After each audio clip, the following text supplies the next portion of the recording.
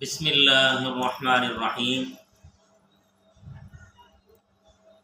خواب میں اگر کسی شخص سے ملاقات کرنی ہو، مثلاً کہ جو دنیا سے فوت ہو جاتے ہیں، ان سے ملاقات کرنی ہو، ان کی روح سے ملاقات کرنی ہو، اس کے لیے ایک بہترین وظیفہ ہے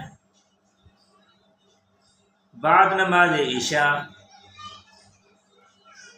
4 رکعت نماز نفل صلاۃ الحاجت، ہر رکعت میں سورہ فاتحہ کے بعد سورۃ الہاکم التکاثر پڑھنی ہے۔ سلام پھیرنے کے بعد دعا مانگ لیں۔